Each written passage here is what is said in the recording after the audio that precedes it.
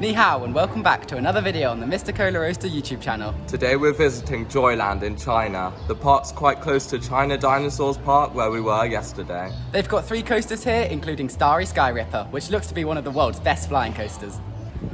Here's the entrance area. The logo looks a lot like Universal Islands of Adventure. We just bought our tickets at the entrance and they cost 230 yen each, which is quite expensive. And we're also here at about 12 o'clock as we didn't want to get here for opening since there's not much to do for a full day here. The park is open till 9:30, so there should be quite a bit of time for rides. The park looks very empty considering it's lunchtime. Hopefully we won't wait too long, unlike yesterday at China Dinosaurs Park where we waited an hour plus for most rides. There's also another big coaster here, which is a Mara Sky Loop.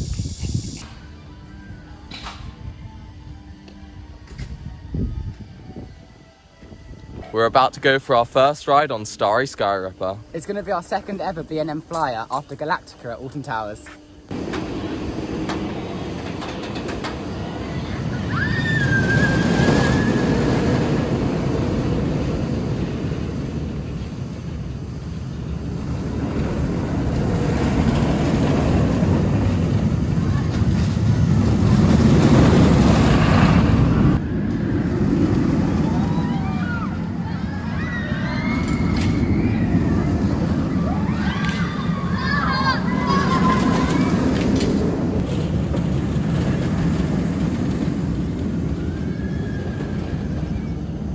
We've just come off 3 walk-on rides on Starry Sky Ripper and it was great. We got 2 rides in the front row and 1 in row 4. It did look like the back few rows were closed though, but that's probably because it's really quiet today, so they're filling it up from the front. Yeah, hopefully they'll reopen maybe later in the day, but I'm not sure if they will. Yeah, it would be nice to get a back row ride and maybe on a ride with more riders as well, because it would run faster then. It's actually got some of the fastest operations of any major coaster we've done so far this trip. And it's actually really smooth on the inside seats. On the outside seats near the back, there's a small rattle, but it's not that bad. There's also quite a janky turn before the final 2 corkscrews, but overall it's actually a really smooth ride. This vertical loop here is really intense. You get pushed against the back of the seat. Then the ride ends with this double corkscrew, which is quite whippy, especially near the back of the train. We've come over to Clouds of Fairyland and it looks like this one's going to be closed for the day. Yeah, it's a shame as this would have been my first Mara Sky Loop, but I don't think it's opening today.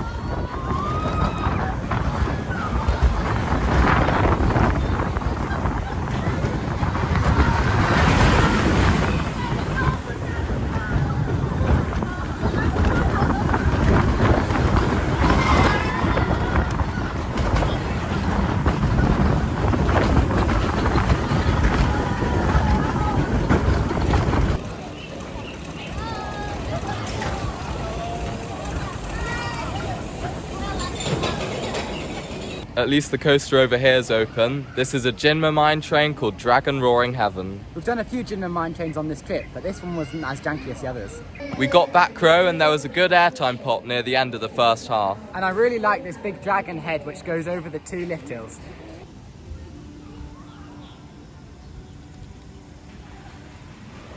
Well, this is a bit random to have at the back of a theme park, but I guess we're going to go up all these stairs and see what's at the top.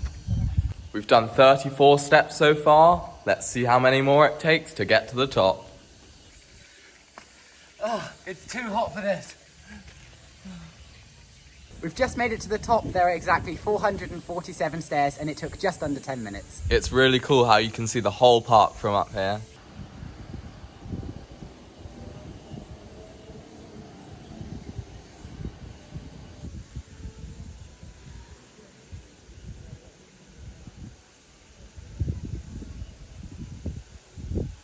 It also looks like there's a cafe up here serving coffee and cake. We actually stayed at the top of these stairs for about 90 minutes, partly because it's so hot and there's a nice shady spot at the top, but also because I just opened my A-level results. However, in that whole 90 minutes, we never saw either of the main coasters that are open today running. I'm not sure if there's just no one down there or they don't run them in the middle of the day, but it's a bit confusing. This is the best way to go down. A lot easier than the stairs. Subscribe to Mr. Coller Rooster!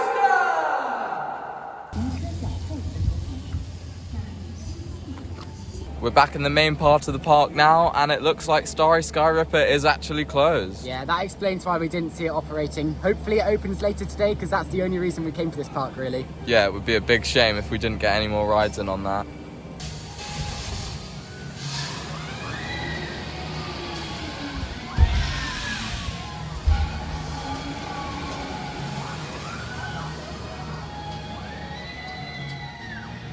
We've just come off Anger of Raytheon, the park's S&S shot tower. It had a good launch and there was a nice pop of airtime when you got to the top. And you got a few nice views around the park.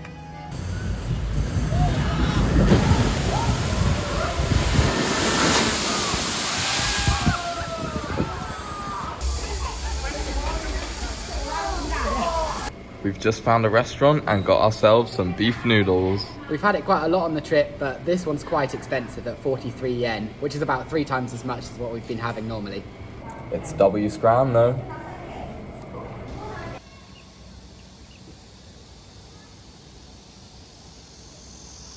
Adventure of Moles. Let's see what this is.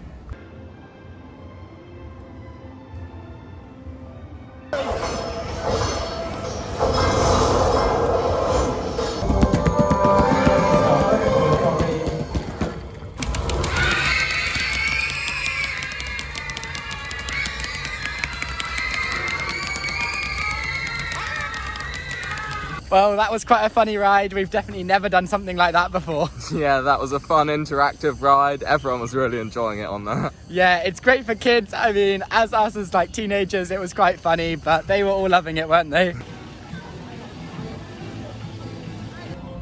We just found another random part of the park that we didn't even know existed. Yeah, it'd be very easy to miss this part, and there's even a big Ferris wheel here.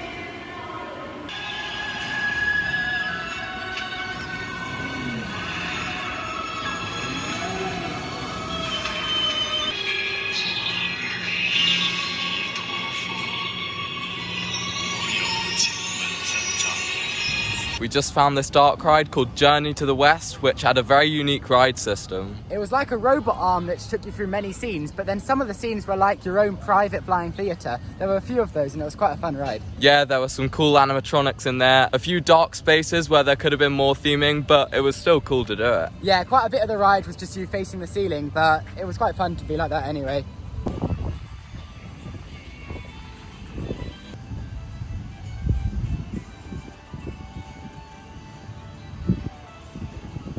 We're on the Ferris wheel now.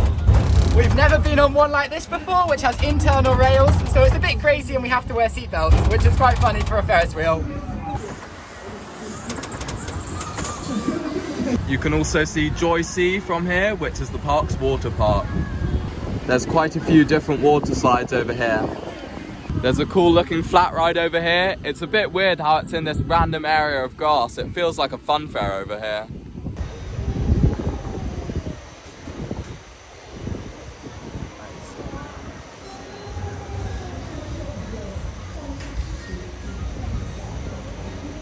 We've just come off Vertigo 360. We originally thought it went fully upside down, but it turns out it just goes really high and it's quite a long cycle. We were the only 2 people on that one and there were 4 operators, so that was quite funny. Yeah, we had to sit opposite sides. It's probably to keep the ride balanced.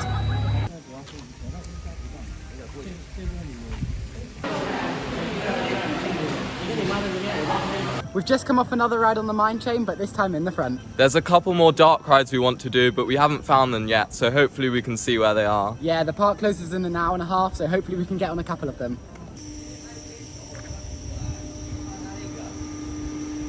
Looks like Starry Sky Ripper's back open now, so we're gonna go on. Although we really wanted to go and find the dark rides, we've decided we're going to go and lap Starry Sky Ripper for the rest of the day to make up for our lack of rides on it today. There's no queues, so we can just get on every train. It's great. Yeah, the park closes in an hour, so hopefully we'll reach 10 rides today.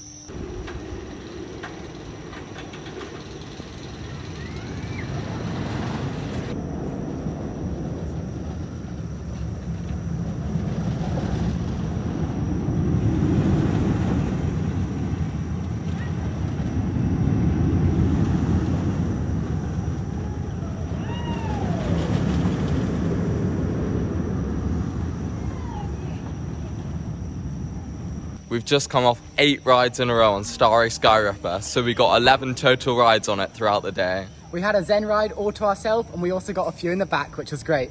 It's felt even more intense throughout the day. That loop is really good. I also really like the inline twist, and that final half turn always catches me off guard. It's crazy.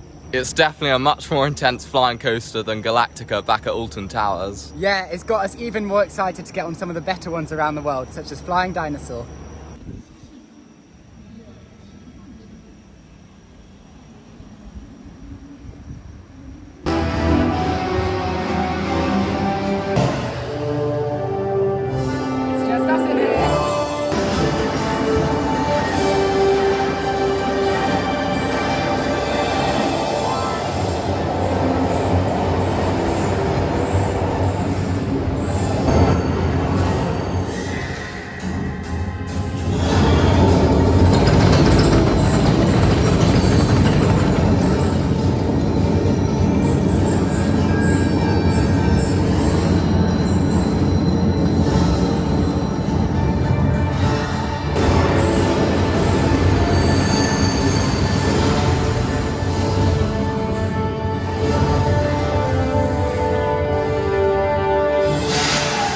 Just before the park closed, we managed to get a ride on Cosmic Hacker. It's a simulator ride where you feel like you're on a coaster. The movement's quite realistic and it was quite intense at some points. I've actually done one just like that in Canada, so it was cool to do it again.